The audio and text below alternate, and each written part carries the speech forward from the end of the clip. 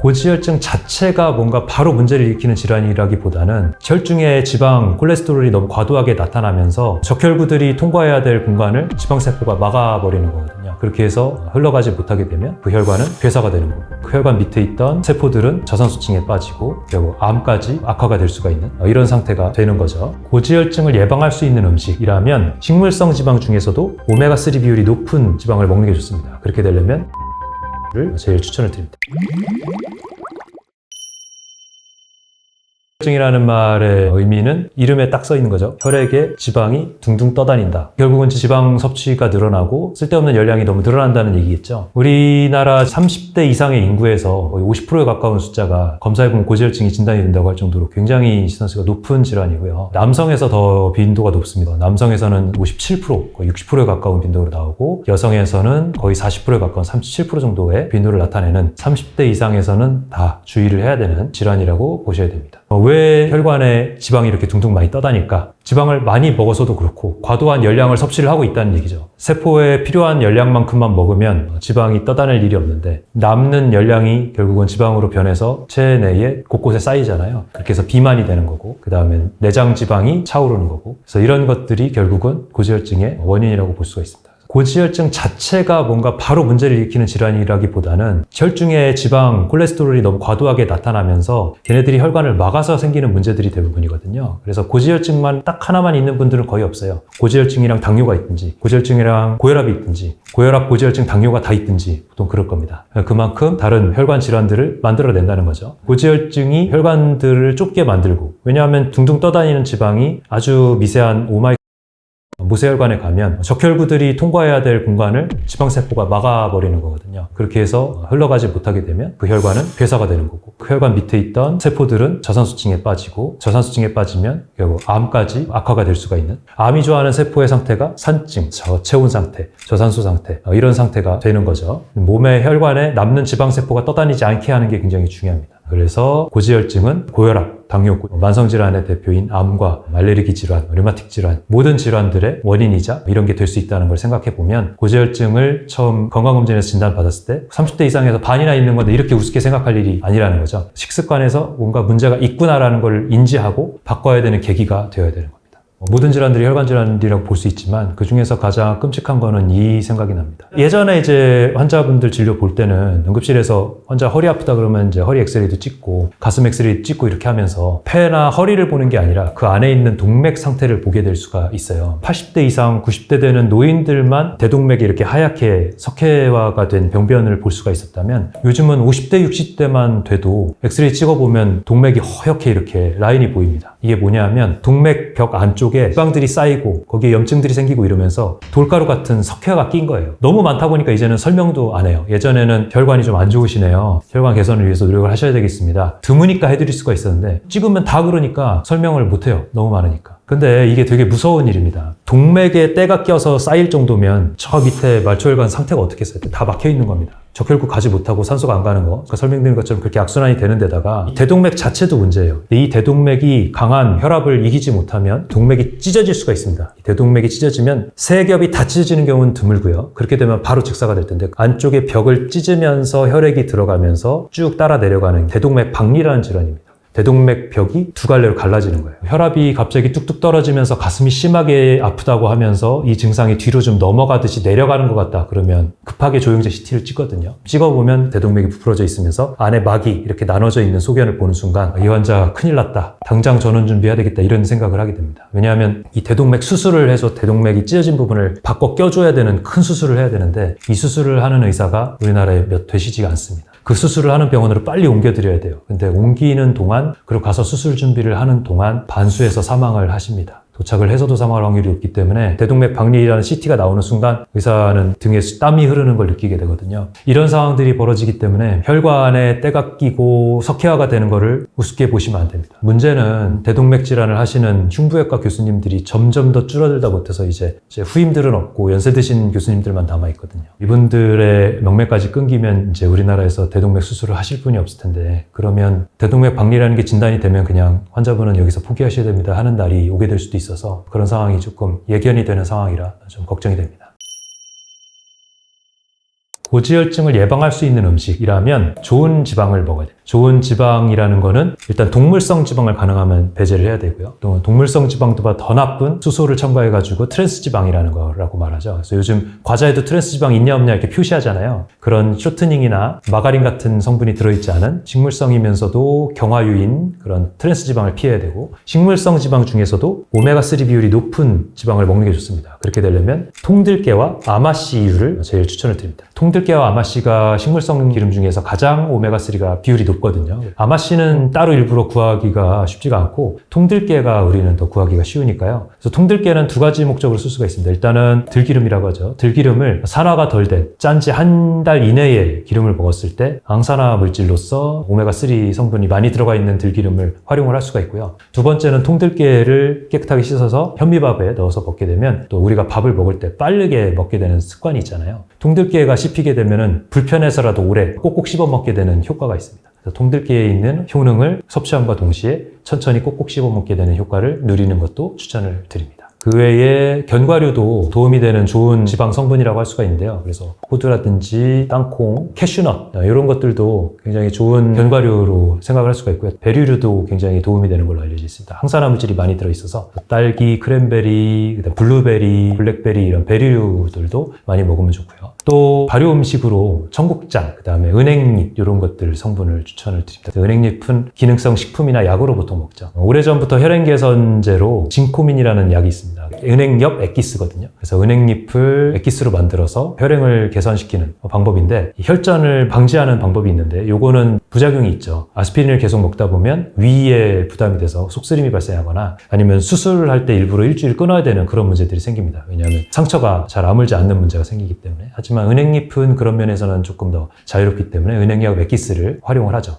영양을 올려주는 섭취법을 얘기를 할 때 통들깨나 아마씨 같은 거를 먹을 때는 통으로 먹거나 아니면 기름을 짜서 먹더라도 들기름을 산패가 되지 않게 한 달 이내에 먹는 걸 추천을 드리고요. 일단 밥에 넣어 먹을 거면은 깨끗하게 씻어서 현미밥에 이렇게 얹어서 먹는 것도 굉장히 추천을 드리고, 시래기라든지 곤드레를 밥에 넣어서 같이 이제 쪄서 먹는 시래기밥이나 곤드레밥도 굉장히 좋은 섭취 방법이라고 할 수가 있습니다. 그래서 밥 먹을 때도 그런 것들을 활용을 해서 드시면 좋겠고요. 그 다음에 고기 종류를 먹더라도 가능하면 지방 성분을 제거를 하고 먹는 게 좋은데, 2+1등급 한우 이러면은 몸에 좋은 줄 알고 먹잖아요. 근데 몸에는 기름 성분이 많아서 맛은 좋을지 모르지만 더 나쁩니다. 그래서 오히려 기름 성분이 적은 3등급이나 2등급 고기를 먹을 수 있으면 그런 걸 먹는 게 좋고요. 돼지고기도 먹을 때 삼겹살로 해서 일부러 지방층 많은 거 먹지 마시고요. 그 지방층에 뭐 들어있겠어요? 우리 사람도 지방이 쌓이는 이유가 몸에서 염증이 생기거나 독성물질을 배출을 못하는 것들, 수은이나 이런 중금속들을 배출을 못해서 지방에다 쌓는 거잖아요. 동물들도 결국은 그런 성분들이 지방에 쌓인단 말이죠. 지방을 맛으로 먹을 게 아니라 동물성 지방을 최대한 안 먹기 위해서 노력을 하셔야 되고, 돼지고기를 꼭 먹어야 된다면 앞다리 전지살이나 뒷다리살이나 이런 근육질 성분이 더 많은 그런 걸로 해서 찌거나 삶아 먹는 방식으로 그렇게 먹는 게 좋습니다. 너무 고온에 굽거나 직화에 태워 먹는 거는 정말 최악의 방법이라고 볼 수가 있고요. 발암 물질을 이렇게 덕지덕지 붙여서 먹는다고 보시면 됩니다. 그렇게 되면 결국은 회식 문화에서의 이 붓거나 태우는 문화, 거기다가 술까지 부어 먹는 문화를 말씀을 안 드릴 수가 없죠. 고지혈증을 피하고 혈행을 개선을 하려면 회식 문화에서 멀어지고 한 달에 한 번만 회식을 한다든지, 아니면 요즘은 회식을 해도 고깃집에서 회식하지 않고 건강에 도움되는 음식을 하나만 먹고 찻집에서 마무리를 한다든지 이런 문화들도 생기고 있거든요. 마음대로 되지는 않겠지만 그런 결정 권한이 있는 분이라면 회식 문화를 좀 바꿔보시는 것도 강력하게 추천을 드리고 싶습니다. 회식 문화를 3년 동안 참여했던 고등학교 때부터 시작해서 19살 대학교 겨우 입학할 나이에 고혈압성 뇌병증이 걸렸던 얘기를 한 번씩 드리는데요. 그런 정도로 매일매일 태운 고기, 술을 마시는 이런 상태로는 내 혈관이 얼마나 금방 악화될 수 있는지를 말할 수 있다고 보시면 되겠습니다.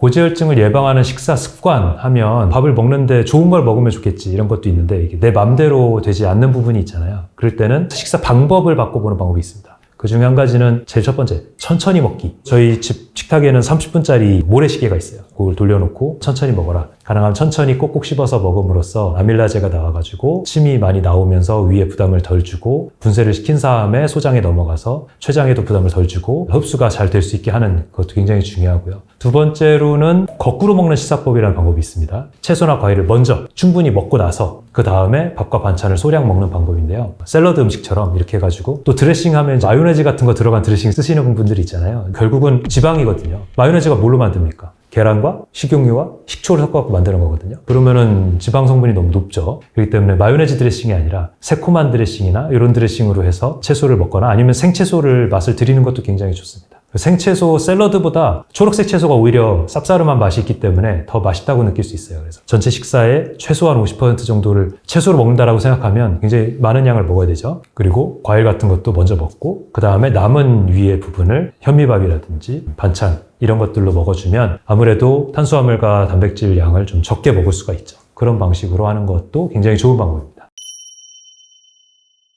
고지혈증의 제일 최악인 음식 한 가지를 꼽으라면 저는 튀긴 음식을 꼽습니다. 지방 중에서도 제일 안 좋은 지방에 속하기 때문에 그런데요. 동물성 지방 안 좋은 거는 여러 번 말씀드렸죠. 과도한 콜레스테롤을 높이고 중성지방을 올리고 단백질도 남는 열량이 되면 결국은 지방의 성분으로 바뀔 수 있고 탄수화물도 너무 많이 남으면 지방으로 바뀔 수 있기 때문에 과도한 열량과 동물성 지방을 피해야 된다고 말씀드리는데 식물성 지방을 먹어라. 근데 식물성 지방을 변화시킨 게 있습니다. 식물성 지방이 우리가 관리가 어렵고 산패가 되기 때문에 여기다 수소를 첨가해서 굳힌 게 있어요. 그게 바로 마가린이랑 쇼트닝이라는 경화유인데요. 상온에서 굳는다는 거는 내 몸에서도 굳는다는 얘기거든요. 그래서 혈관을 동물성 지방보다 더 나쁘게 만듭니다. 트랜스 지방의 제일 대표적인 게 지금은 마가린 잘 안 먹으니까 튀김에서 쓰는 쇼트닝인데요. 그렇기 때문에 쇼트닝으로 튀긴 음식을 피해야 되기 때문에 고지혈증에 제일 안 좋은 음식으로 튀긴 음식을 말씀드리는 겁니다. 고지혈증 치료제는 사실은 고지혈증을 낫게 하는 약은 아니거든요. 우리가 스타틴이라는 성분으로 되어 있는 치료제들을 쓰고 있는데 그거는 일시적으로 콜레스테롤 수치를 낮춰주는 약이긴 한데요. 결국은 고혈압 당뇨 약처럼 매번 말씀드리지만 약은 낫게 하는 건 아닙니다. 생활습관 바꿔야지 낫는 거고요. 혈행 개선에 도움이 되는 윤행엽 엑기스라든지 식물성 오메가3라든지 이런 것들도 말씀을 드리는데요. 그거 말고 한 가지 더 추천을 드린다면 바나바 잎이라는 당뇨를 낮춰주고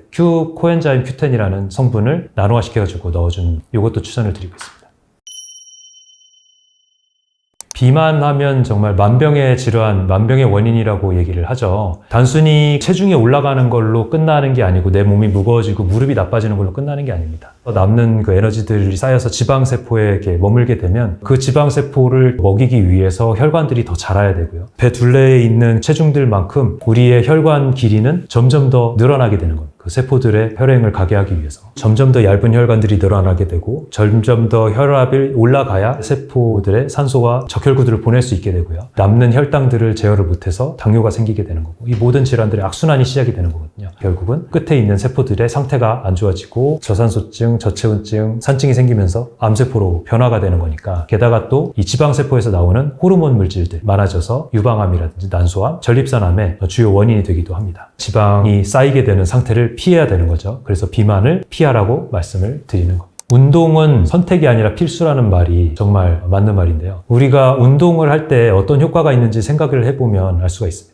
운동이라는 것은 내 몸의 체온을 높이고 혈행을 많이 움직이게 하고 심박수를 높여서 에너지를 한번 쓰게 하는 거죠. 내 몸에 남는 에너지가 결국은 비만을 일으키고 지방세포를 만들고 혈행을 나쁘게 만들고 고지혈증이 돼서 이 지방이 내 혈행에 곳곳에 떠다니게 만드는 거라고 했잖아요. 그런데 그 상태를 막으려면 근육세포들이 에너지를 한번 써야 됩니다. 제일 먼저 쓰는 에너지가 당이잖아요. 포도당. 이 포도당이 다 쓰이고 나면 글라이코겐이라는 간에 있는 당분을 먼저 쓰게 되고 그 당분도 다 쓰게 되면 그 다음부터는 배 둘레에 있는 내장 중심 주위에 있는 지방세포들을 꺼내서 쓰게 되는 거거든요. 물론 이제 그렇게 하면서 근육세포에 있는 단백질도 일부 쓰게 되지만 지방세포를 최대한 많이 태울 수 있는 환경을 만들어야 됩니다. 그래서 당분을 태우고 근육은 올려주고 지방은 태우려면 그 방법은 뭐겠어요? 운동밖에 없는 겁니다. 근력 운동으로 근육을 키워주는 것도 의미가 있지만 유산소 운동으로 에너지를 태워주는 게 훨씬 더 중요하게 됩니다. 그래서 말씀드리는 방법이 헬스장에서 운동을 하는 것도 좋고 러닝머신을 뛰는 것도 좋지만 젊은 사람들은 같이 그룹으로 운동하는 방법, 등산을 하는 방법, 사이클링 하는 방법 이런 방법을 추천을 드리고요. 나이가 들면서는 계단 걷기 하루에 한 10개층 정도 계단을 오르내린다든지 내리는 거는 무릎에 좀 무리가 갈 수가 있기 때문에 오르는 운동만 하고 엘리베이터로 내려오는 방법도 괜찮아요. 무릎에 무리가 많이 되시는 분들은 초기에는 빠르게 걷기가 경보 수준으로 빠르게 걸으면 등에서 땀이 나면서 호흡이 가빠질 수가 있거든요. 이런 정도 상태가 되어야 내 몸이 운동을 하게 되고 당분을 쓰게 되고 지방을 태우게 됩니다. 중등도 운동이라는 거는 호흡이 가빠지면서 체온이 오르는 상태를 만들어주는 게 중요합니다. 체온이 오른다는 거는 부가적으로 내 몸에 암세포가 싫어하는 저체온증도 해결해주고 산소 공급이 세포 끝에 원활하게 되면서 암세포가 좋아하는 저산소증도 해결해주고요. 그 다음에 산증도 개선을 해주기 때문에 암을 예방하는 효과도 운동에 있는 겁니다. 그래서 운동은 내 몸의 고지혈증을 예방하는 데도 필수다라고 말씀을 드릴 수가 있는 겁니다.